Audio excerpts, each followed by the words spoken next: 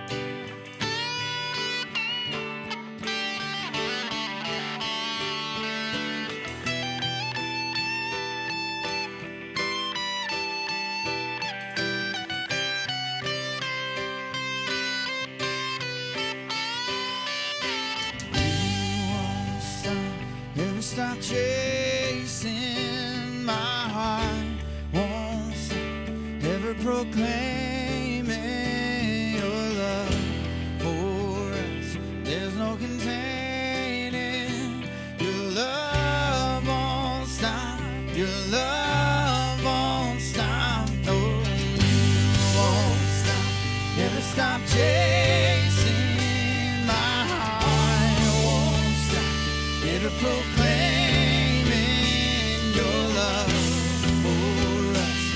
no containing, love won't stop, your love won't stop, your love won't stop, your love won't stop, your love won't stop, your love, I will let love find me, I will let love surprise me. I will let love redesign me. I will let love, I will let love, I will let love find me. I will let love surprise me. I will let love redesign me.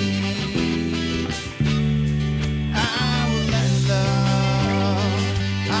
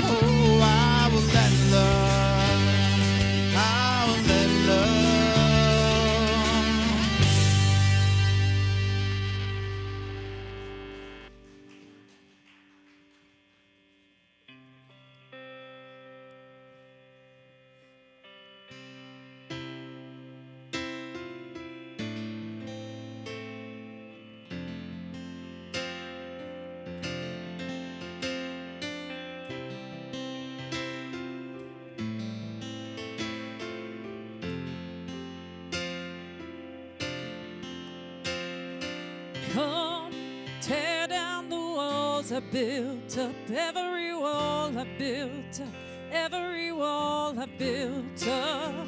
'Cause you deserve every piece of my heart, every piece of my heart, every piece of my heart.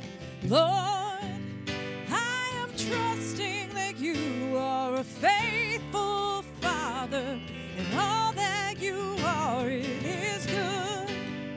You're a generous giver, you love like no other. Won't you come and break through to me over and over and over again? I am bringing my heart to you with open hands. Closer and closer, you're drawing me in as the depths of my heart lay before you again. Lord, I am trusting that you are a faithful Father, and all that you have, it is good. You're a generous giver, you love like no other. Won't you come and break through to me over and over and over again? I am bringing my heart to you with open hands. Closer and closer, you're drawing me in as the depths of my heart lay before you again. Over and over and over again, I am bringing my heart to you with open hands. Closer and closer, you're drawing me in as the depths of my heart lay before you again. Come, tear down the walls I built, every wall I built, every wall I built up. 'Cause you deserve every piece of my heart, every piece of my heart, every piece of my heart.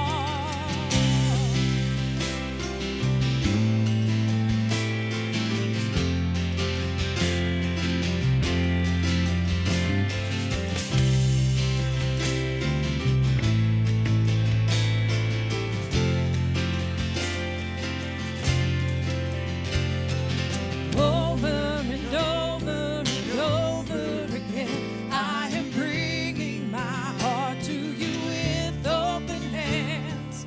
Closer and closer, you're drawing me as the depths of my heart lay before you again. Over and over and over again, I am bringing my heart to you with open hands. Closer and closer, you're drawing me in as the depths of my heart lay before you again. Over and over again, I am bringing my heart to you with open hands. Closer and closer, you're drawing me in as the depths of my heart lay before you again. Come, tear down the walls I built up, every wall I built up, every wall I built up. You deserve every piece of my heart, every piece of my heart, every piece of my heart. Come, tear down the walls I built up, every wall I built up, every wall I built up. You deserve every piece of my heart, every piece of my heart, every piece of my heart.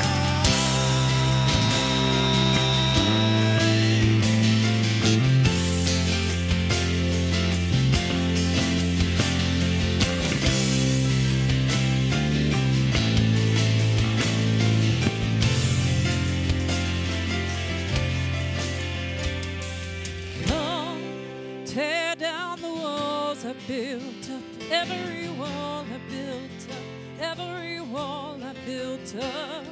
'Cause you deserve every piece of my heart, every piece of my heart, every piece of my heart.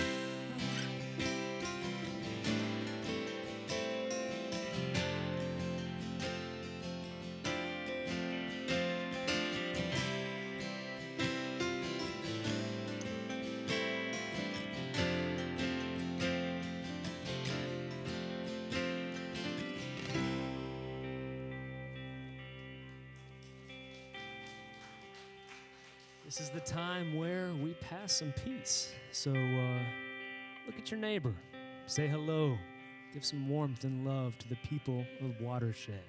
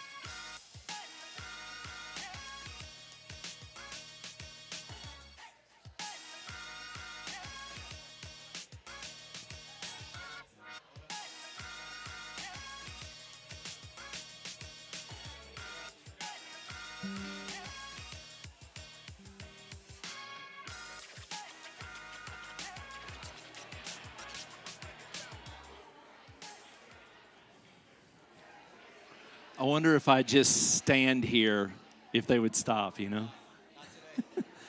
Good morning. Good morning. You are a voluminous bunch. A voluminous, you know what? You're a loud bunch. There, I'll struggle with anything over 2 syllables these days. Good morning. My name is Matt, and I'm the lead pastor here at Watershed. Thank you for being here this morning.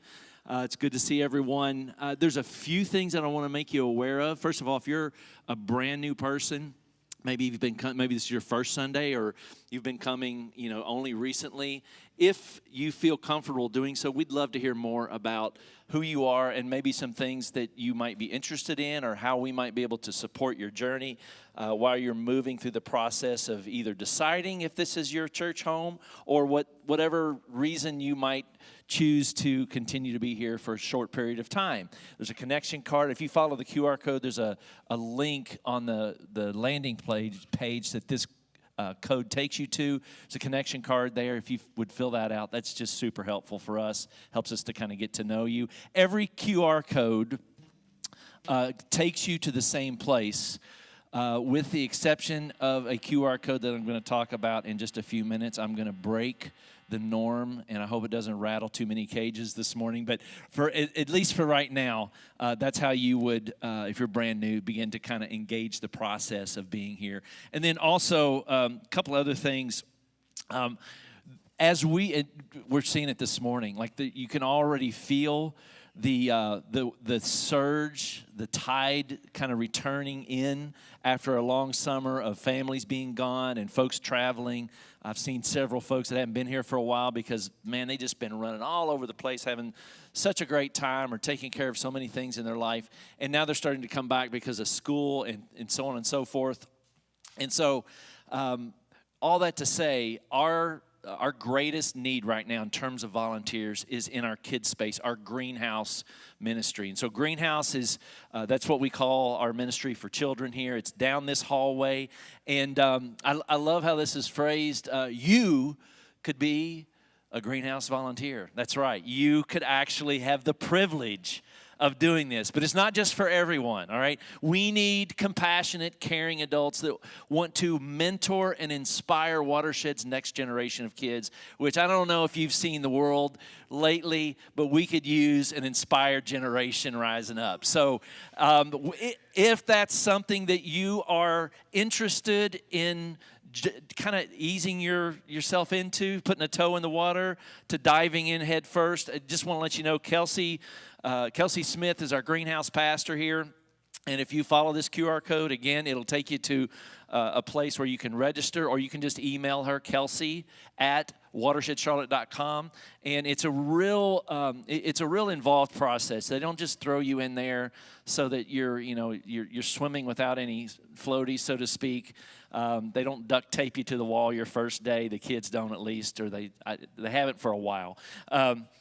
But you mirror a volunteer. They train you. They orient you. It's a real relational process, and it's a lot of fun. And we could use probably another 5 to really 10 volunteers, because again, the tide is only going to get deeper as we get into September and folks start coming back. So, would love for you to consider doing that. Even if you've been here a few weeks and you want to explore it, we'd love to talk to you. And then 2 more things. There's this event that's going to be happening here September 4th, Friday evening, from 6 to 9 p.m.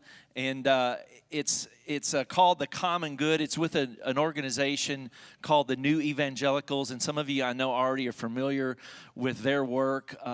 We were at a conference back in April called the Post-Evangelical Collective, and some of our staff got to interact with some of these folks. And turns out there's a conference that's going to be kind of close by that same weekend, and they reached out and said, man, we're doing this event, kind of across the nation. Would Watershed want to host this thing? We'd love to kind of connect that way. And we're like, yeah, sure. The more the merrier. Let's do it.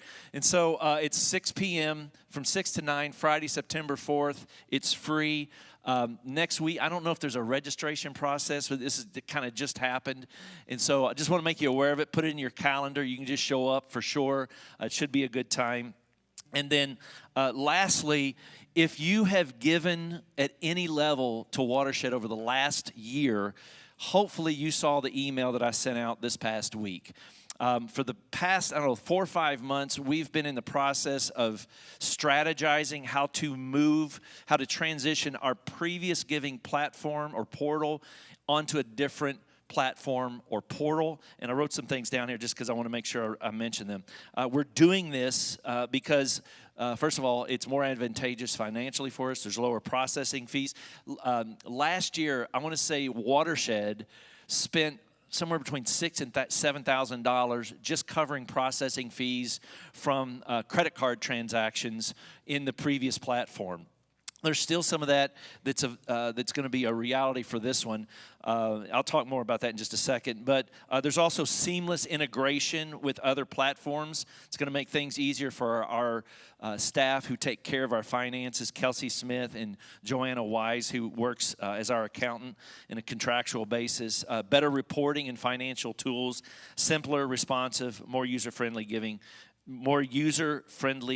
experience for you guys who are helping us out financially or supporting us. And so here's what I need. This QR code does, I don't think, correct me if I'm wrong here, but this should take you straight to the place that you need to use to help transition your giving. So if you've been giving for the past year and you follow this QR code, there's a real intuitive process. You log on, you fill out your information, and here's what I would say. If you've been using a credit card in the past, that's fine.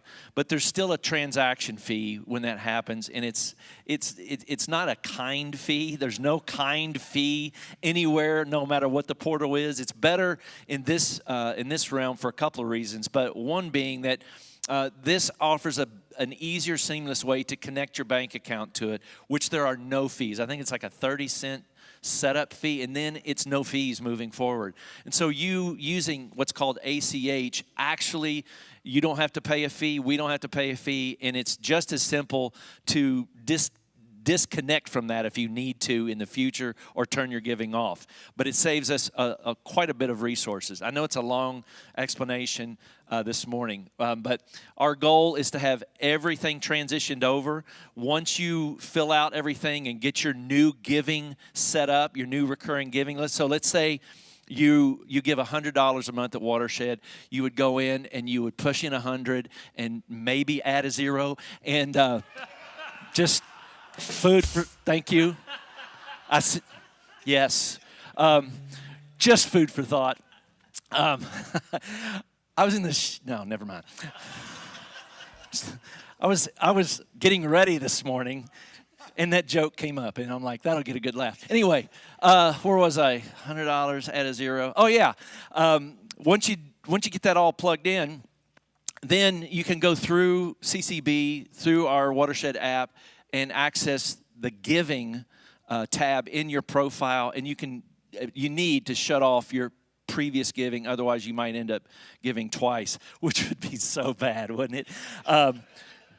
And we're going to try to come behind everybody. Every time we see somebody transition over, our team's going to try to follow along. We're going to make this as painless as possible, user-friendly as possible. The hope would be that by sometime middle of September, we have transitioned everyone over and off to the races we go. Now, last thing, and I promise I'll sit down. If you've never given to Watershed before, you don't have to worry about any of this because you would now be setting everything up in the new system, so there's nothing to go back and change. And so that's a long way of saying would love to have you be a part of the team on that. This is something that we feel like it's a village effort here to continue to animate Watershed in the work that is happening here and the change and the transformation that's taking place, not just in this room, but beyond these walls. So I'll stop talking now. I'm going to keep reaching out to those of you who are still trying to figure this out. And if you have any questions, feel free to email me or Kelsey, who is helping us in this endeavor. Thanks, and have a great day. So speaking of change, we've been talking about change or hoping for change since like Sam Cooke in the 60s singing, I was born by the river, right? And we're singing about change even today. Well, we also sang about change in the 80s. So, yeah, let's explore what that looks like and how, even though they say this is how things are, we don't have to believe it.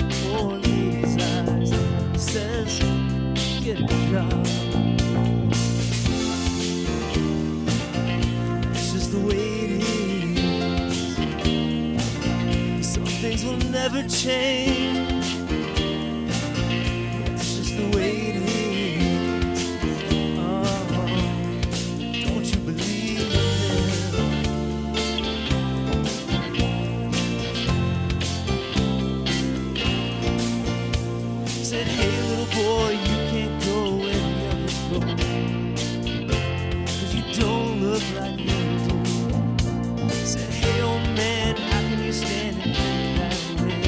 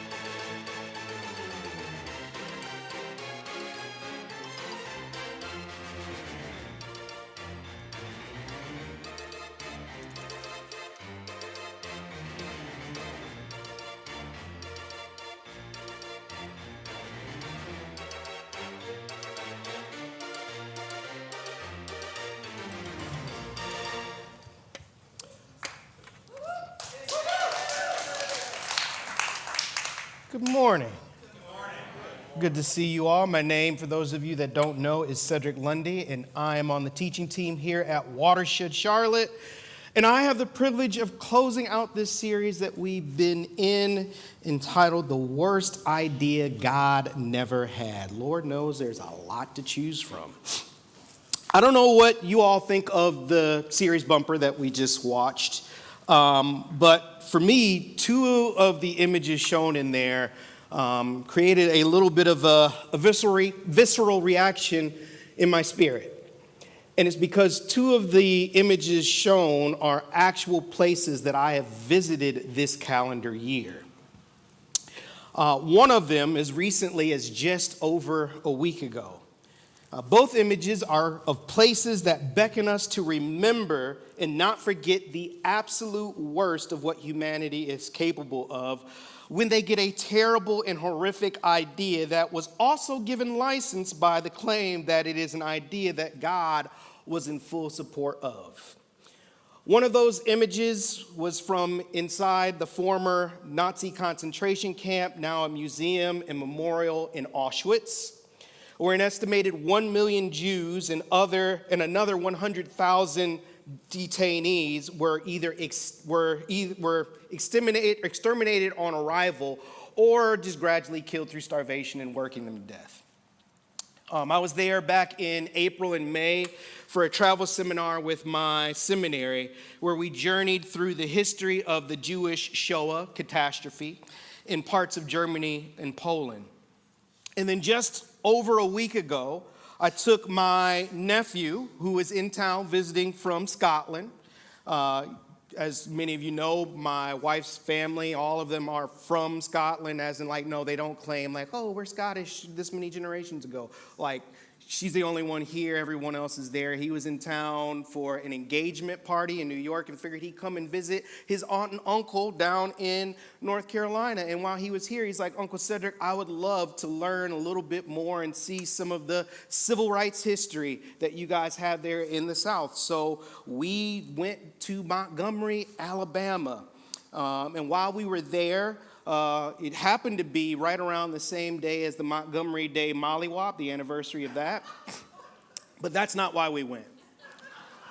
I mean, that would have been cool to visit, but I mean, you just walk down to the pier and like, there it is. Maybe grab a folding chair and reminisce. That's the only joke I got today. But no, we were there to visit the Equal Justice Initiative Legacy Museum, which tells the history of the United States from enslavement to mass incarceration. We drove down to Selma so we could see the Edmund Pettus Bridge where the events of Bloody Sunday, March 7th, 1965 took place. And then we also went to the lynching memorial that is in Montgomery. The picture of the statues with the metal collars around their necks sits right below the grounds on which the lynching memorial rests. I know a few of you have been there and visited the sites in Montgomery. It was my third time visiting the Legacy Museum and the Lynching Memorial and Selma. I highly recommend it. It's really heavy stuff, but the story needs to be told and remembered. So often those stories aren't told, and there's an active resistance from those stories being told. A lot of the history is concentrated in the South, a fact that was not lost on my Scottish nephew. But I was sure to let him know that the North too often gets a free pass.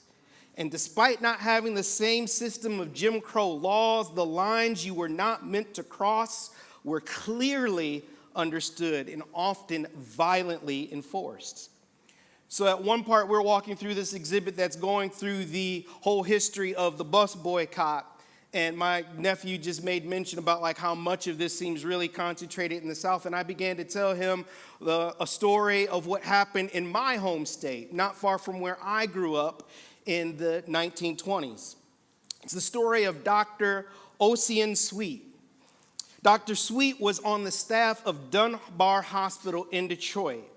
He was the epitome of the American dream in that he had risen from abject poverty in Florida to get a medical degree from Howard University and become a physician in Detroit with a growing practice. This was during a time in the 1920s when the black population in Detroit was growing rapidly due to the great migration from the South. However, the neighborhood where black people were supposed to live in Detroit had not expanded with the growth. So Dr. Sweet decided to purchase a home for his wife and baby girl in a predominantly white neighborhood in Detroit.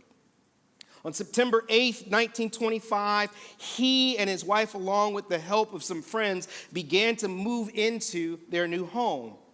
By the next day, a crowd estimated somewhere between 300 and 500 people, organized by the Homeowners Association, or another reason why I'm not a fan of homeowners associations.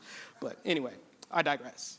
They surrounded his home, aware that the same group of people earlier that summer had already compelled his colleague and co-founder, Dr. Alexander Turner, who was also the co-founder of Dunbar Hospital and the head of surgery, to relinquish his ownership of property within 5 hours of him beginning to unpack and move into his home. So he had organized for some friends to come and help protect them as they moved into their new home. Upon the arrival of backup assistance, the mob that had amassed around his home went into a frenzy and began to shower down a hail of bricks and rocks onto and into the house the Sweets and their friends were helping him move into.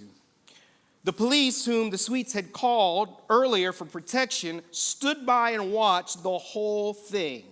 And not until shots were fired from inside the home in self-defense, fatally wounding two of the people from the mob attempting to get inside, did the police spring into action, arresting the Sweets and their friends, 11 people in total.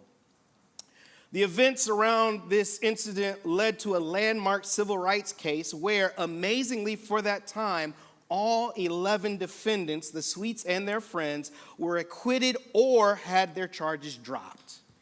However, life for Dr. Ossian was never the same after. His wife, having contracted tuberculosis during the month that she spent in jail awaiting the trial, died 2 years later at the age of 27. They also lost their young daughter at the age of 3. Ossian was never the same, struggling professionally while trying to navigate the trauma of the incident. The house was added to the National Register of Historic Places in 1985, and in 2021, the city of Detroit received a $500,000 grant from the National Park Service to restore the home and turn it into an interactive museum to teach others about housing discrimination. But can you imagine? You know, I moved into my home, my wife and I, we moved into our home 19 years ago. We went under contract 19 years ago on Labor Day and then moved in on October 6th. And we live in an area of Matthews that's about 95% white. And we're an interracial couple moving into our home.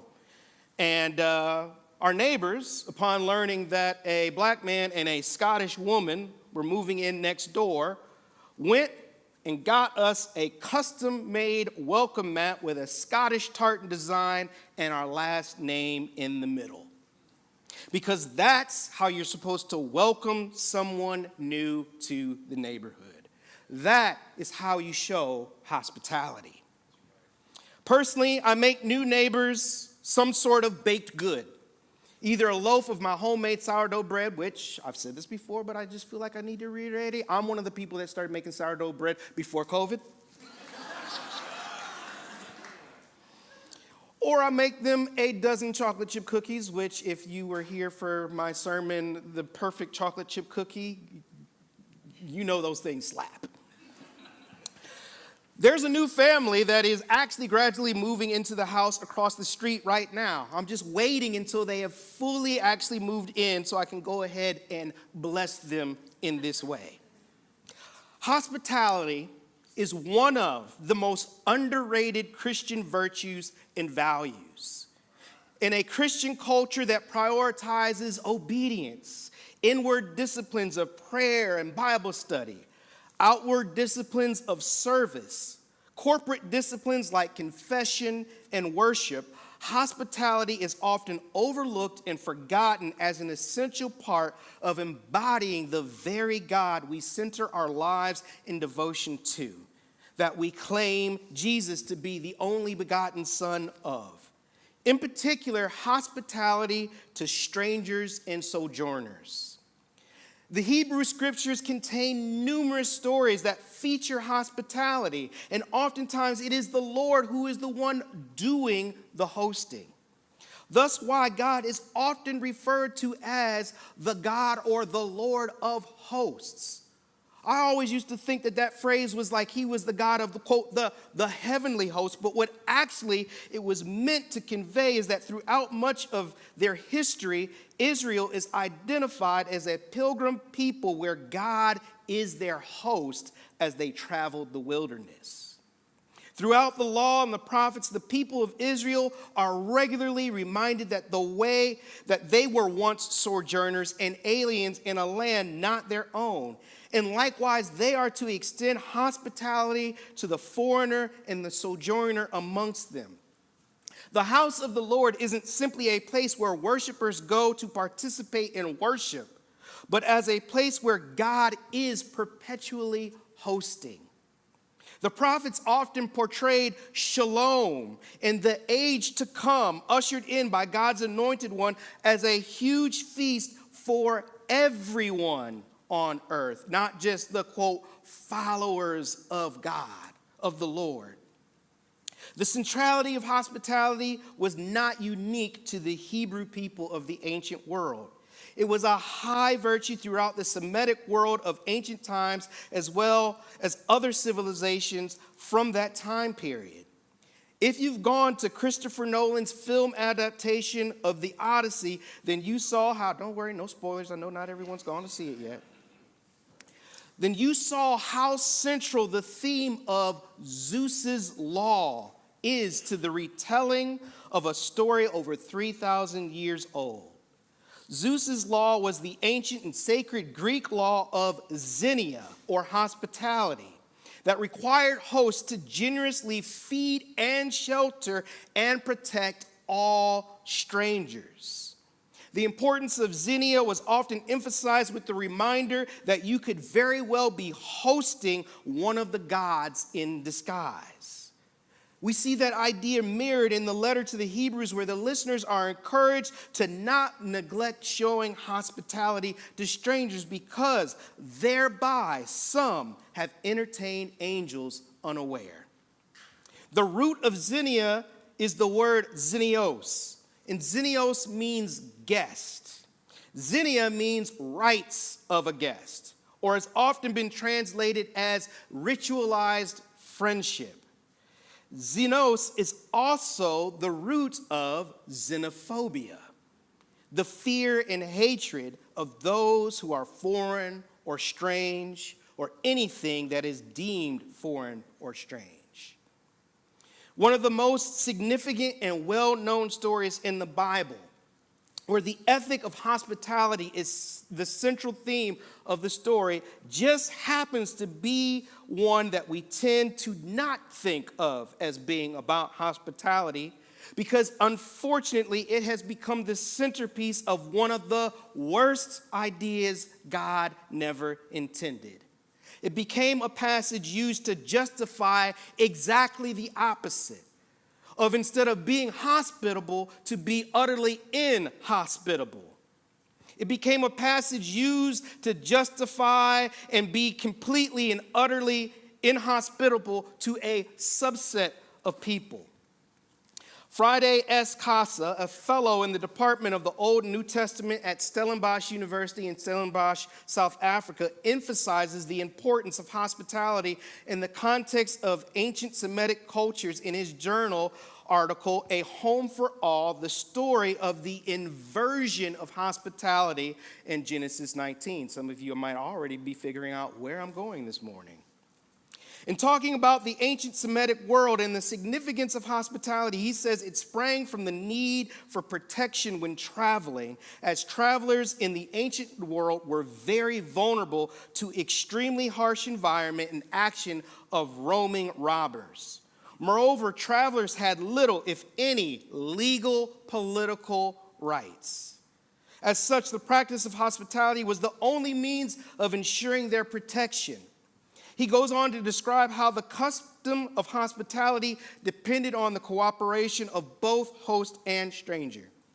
He also discusses how Genesis 19 was likely composed during a time in Israel's history where they were no longer sojourners themselves, but a thriving independent community, and that Genesis 19 was meant to remind them not to forget the importance of showing hospitality. Moreover, Genesis 18 and 19 are meant to be read together as one comprehensive narrative. I'm not going to read the entirety of both chapters because we're going to let Matt have his little record of the longest read passage at Watershed that he established a couple of weeks ago. So I'm not going to rain on your parade. I'm going to let you be great for a while. But I will read a portion from each, which should be enough to familiarize you with the passage if you haven't quite caught on just yet. Starting in Genesis 18, verse 1. The Lord appeared to Abraham by the oaks of Mamre as he sat at the entrance of his tent in the heat of the day. He looked up and saw 3 men standing near him. When he saw them, he ran from the tent entrance to meet them and bowed down to the ground. He said, "My Lord, if I find favor with you, do not pass by your servant. Let a little water be brought and wash your feet and rest yourselves under the tree. Let me bring a little bread that you may refresh yourselves, and after that you may pass on, since you have come to your servant." So they said, "Do as you have said." And Abraham hastened into the tent to Sarah and said, "Make ready quickly 3 measures of choice flour, knead it, and make cakes." Abraham ran to the herd and took a calf, tender and good, and gave it to the servant who hastened to prepare it. Then he took curds and milk and the calf that he had prepared and set it before them. And as he stood by them under the tree while they ate. In the continuing in Genesis 19, verse 1. Notice the parallels here. The 2 angels came to Sodom in the evening, and Lot was sitting in the gateway of Sodom. When Lot saw them, he rose to meet them and bowed down with his face to the ground. He said, "Please, my lords, turn aside to your servant's house and spend the night and wash your feet. Then you can rise early and go on your way." They said, "No, we will spend the night in the square." But he urged them strongly, so they turned aside to him and entered his house, and he made them a feast and baked unleavened bread, and they ate. But before they lay down, the men of the city, the men of Sodom, both young and old, all the people to the last man surrounded the house, and they called to Lot, "Where are the men who came to you tonight? Bring them out to us so that we may know them." When read together, we see that Abraham hosts the three visitors by insisting that they come aside and allow him to make them a feast. Likewise, we see Lot host the two visitors by insisting, despite them initially declining his offer, that they come and stay with him for the night, and he also prepares them a meal.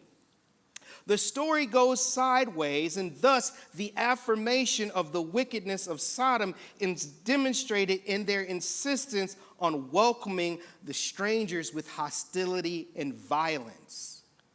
Unfortunately, there are all kinds of historical examples of sexual violence being used to humiliate guests, outsiders, newcomers, or conquered and enslaved people. But it's not about attraction. It's not about desire. It's not about sexual orientation. It's about our orientation to those who are strangers or foreigners or those we find strange. It's about exerting power over another more vulnerable person. It is a complete affront to the nature of God who hosts by treating the stranger in such an unwelcoming manner. Thus, we see numerous times throughout the law of Moses and the prophets the reminder that they were once strangers and sojourners. Thus why we see Jesus send the disciples out to the towns and villages with a promise that if they are not welcomed, it will be worse for those towns and villages than it was for Sodom. Not to infer that Jesus' word supersedes the Hebrew scriptures, but that Jesus is a Jewish rabbi who knew the Hebrew scriptures very well. Thus why we see numerous times throughout the law of Moses and the prophets the reminder that they were once strangers and sojourners. When I used to read this, sometimes when I was trying to make sense of it, I even thought of it even in regards to the violence that they're showing was much like what we think of, quote, prison culture, and when people enter into the prison system. But upon further reflection, it looks way more like what happened to Dr. O.C. and Sweet and so many other black people who migrated from the South up north where it's supposed to be better and were given a violent and hostile welcome. Again, Genesis 18 and 19 are meant to be read together as one complete narrative. After the meal, Abraham prepares the three travelers. For the three travelers, the Lord reveals to him that the other two men, or angels, are going down to Sodom and Gomorrah because of how great the outcry against them and how grave their sin is. Abraham begins to barter with the Lord over how many righteous people potentially reside there that would be swept away along with the wicked. So in verse 23 of chapter 18, it goes like this. Then Abraham came near and said, "Will you indeed sweep away the righteous with the wicked? Suppose there are 50 righteous within the city. Will you then sweep away the places and not forgive it for the 50 righteous who are in it? Far be it from you to do such a thing, to slay the righteous with the wicked, so that the righteous fare as the wicked. Far be it from you. Shall not the judge of all the earth do what is just?" Kind of think he's brave if you grew up evangelical like me, Lord. And the Lord said, "If I find at Sodom 50 righteous in the city, I will forgive the whole place for their sake." So Abraham starts feeling himself a little bit, and he continues to barter with the Lord until the magic number for God to relent is 10. Continuing verse 2, then he said, "Oh, do not let my Lord be angry if I speak just once more. Suppose 10 are found there." He answered, "For the sake of 10, I will not destroy it."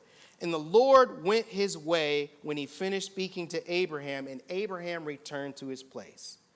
So this is important to note. Before Abraham and the Lord do this bartering back and forth, and again, it is important to remember that this was likely written down during a time in Israel's history where they are no longer sojourners wandering the wilderness, reliant on the hospitality of others. It's not an accident that Abraham is out by the oaks of Mamre sitting at the entrance of his tent. He represents Israel's history of being a people without a home and being sojourners. Meanwhile, Lot is sitting at the gate of the city. He represents Israel's present as an established nation, no longer sojourners and wanderers. The scribes describe this inner dialogue that the Lord is having before the divine, reveals their intention to Abraham to go and see if the rumors are true.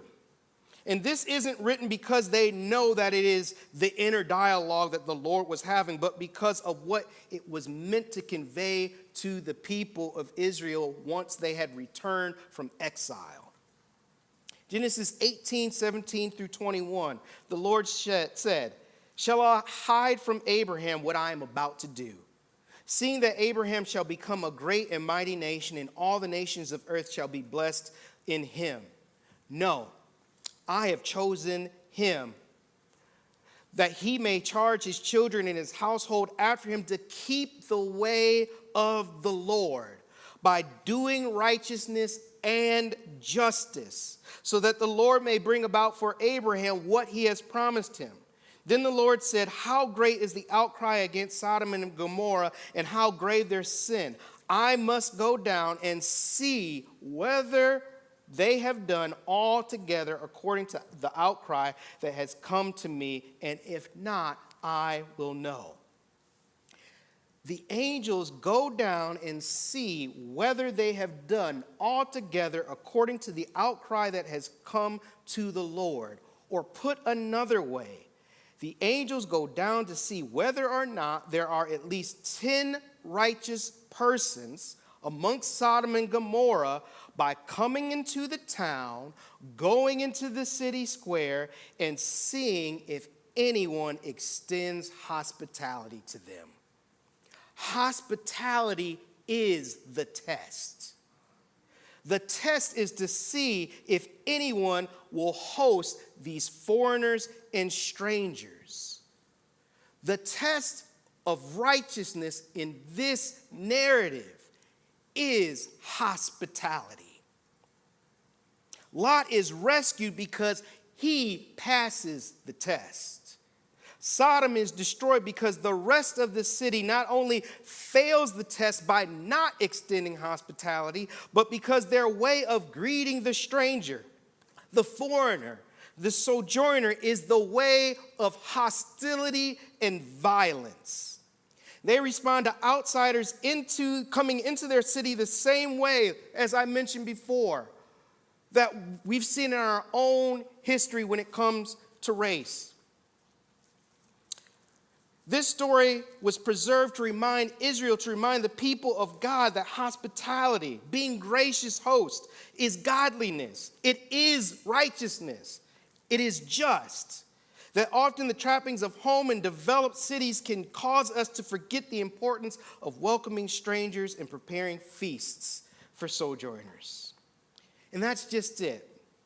One of the worst ideas God never had was for this passage, this story from the Hebrew Scriptures, the scriptures of a people who spent much of their history, both ancient and modern, as sojourners, as foreigners, to be used to justify being systematically inhospitable, hostile, and violent to the LGBTQ community. A community of people who only until recently in this country often had to choose between deception for their own protection, not rely on the hospitality of strangers. A community who were often sojourners socially and made foreigners in their own family. But let some Christians tell it. Y'all was out here celebrating unrighteousness in the streets of Charlotte last week. Let some Christians tell it.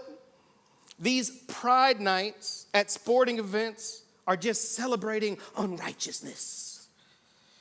That's why some of these athletes refuse to wear the special jersey with the rainbow, because they don't want to celebrate unrighteousness. And they'll often point to Sodom and Gomorrah, Genesis 19, as justification for their position. The irony being that if they properly understood Genesis 18 and 19, and what it's actually about, perhaps they would realize that Pride Nights are not about practicing are about practicing hospitality for people who used to have to hide in plain sight. That Pride marches are about celebrating welcome and hospitality for people in far too many cases have been disowned about finding and creating new family. Besides, who's trying to go outside when it's hotter than the devil's drawers, 100 degrees outside, to celebrate anything? But that's how important hospitality is. That's how important making people feel welcome is. That's how close to righteousness hospitality is, especially for people who are the most vulnerable. If properly understood, what Genesis in 18 and 19 in the Sodom and Gomorrah passage was about, perhaps they would recognize that by refusing to be hospitable, they are in fact embodying unrighteousness, and they are the ones who need to repent. Now, I didn't choose this passage and preach on this to simply give us some ammo, if you will, against those who would resist the kind of radical hospitality that I am talking about.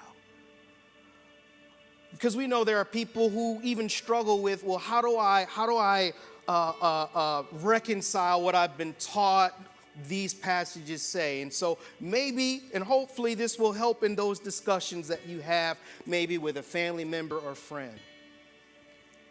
But it's more than just that. I want to commend and encourage this community to be a place of hospitality. People oftentimes don't know what to make of, quote, Watershed. It's kind of all over the place, right? But if God, being the Lord of hosts, if coming into the house of the Lord is a place where people experience the very hospitality of the divine, then this place absolutely has as much right as any to say that it is a church of the Lord God. But that's because you all, this community, has embodied that regardless of what it might cost. May we continue as a community here, but also in our homes, in our neighborhoods, to practice hospitality. Because we are living in a time where once again, and this is why me bringing up what I brought up at the beginning was so intentional, that instead of using the violence of bricks and the violence of rocks, they are bringing the violence of law to show inhospitality by taking away people's freedom. Because all of these debates, at the end of the day, that's what it's about making sure that people know that they are not welcome by the letter of the law. So whether it be at the ballot box, whether it be in this building, whether it be in your streets, in your neighborhoods, practice hospitality and know that you are practicing the righteousness of God. Amen.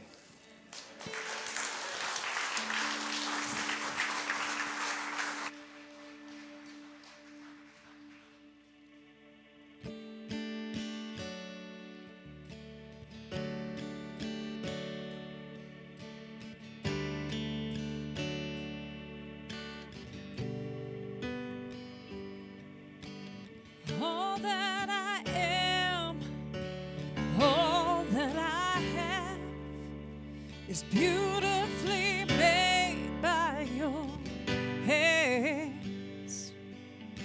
There are no questions, there is no doubt that you look at me and feel proud. You're not embarrassed, you're not ashamed.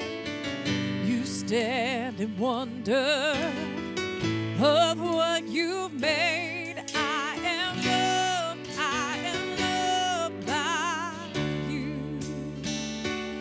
I am loved by you. Oh, I am loved by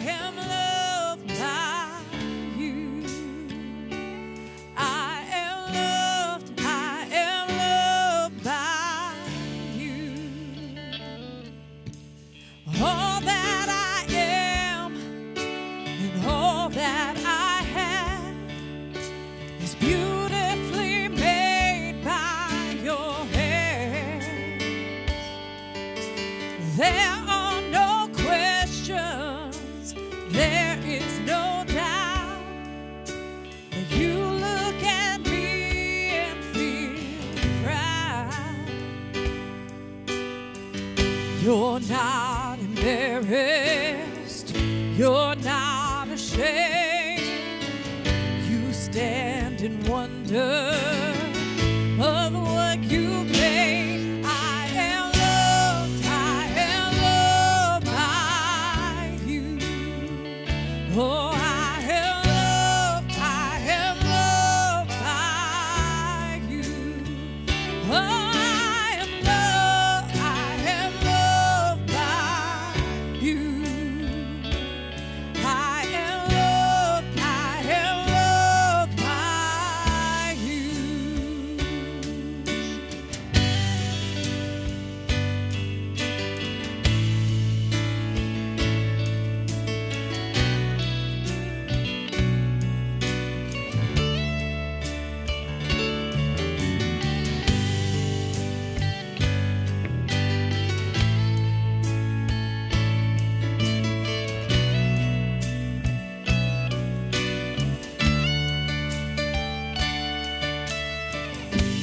Your love will not run empty.